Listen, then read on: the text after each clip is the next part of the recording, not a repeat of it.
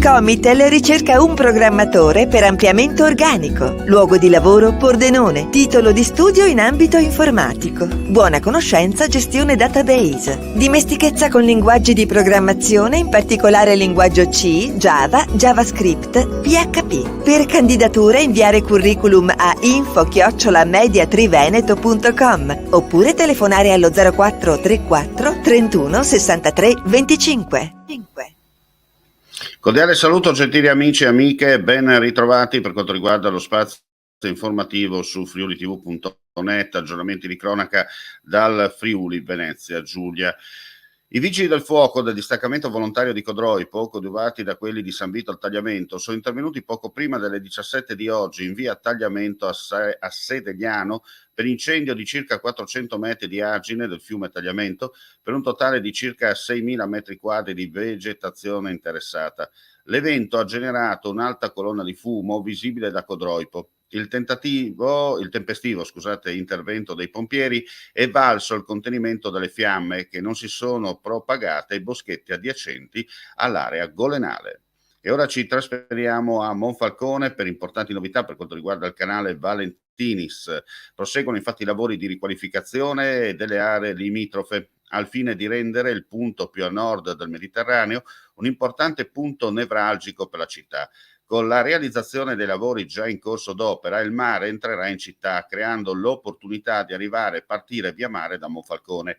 La riqualificazione del canale mira a valorizzare l'intera città, rendendola più attrattiva anche implementando il trasporto pubblico. E infatti tra i progetti il ripristino del traghetto che da Monfalcone arriva a Trieste, grado che si spera possa essere ripristinato già dalla prossima estate.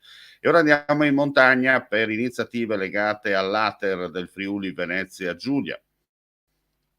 Nuova tappa dall'8 luglio a Tolmezzo per la mostra Ater 100 anni di persone, che dopo essere stata proposta nel capoluogo friulano in occasione delle celebrazioni per il centenario dell'azienda territoriale per l'edilizia residenziale di Udine, è diventato un evento itinerante. Già allestita a Palmanova e Gemona, l'esposizione, che raccolta più di un secolo di attività attraverso video, interviste, immagini d'archivio, testi e grafiche, tocca ora il capoluogo carnico e il territorio dell'Alto Ater udinese, ed è una realtà molto presente e radicata.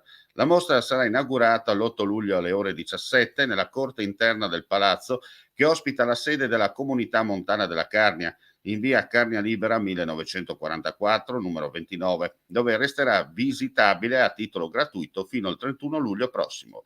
E ora, prima di chiudere, vediamo un attimo la situazione del meteo, perché c'è giunta l'allerta della Protezione Civile del Friuli Venezia Giulia, la numero 9 del 2022, perché dalla mezzanotte alla mezzanotte del 5 luglio allerta gialla per rischio temporali forti su tutto il Friuli Venezia Giulia. Ripetiamo, l'allerta scatterà dalla mezzanotte fino alle ore 24 di domani. Allerta gialla dunque numero 3 per quanto riguarda l'alta probabilità di forti temporali su tutta la regione.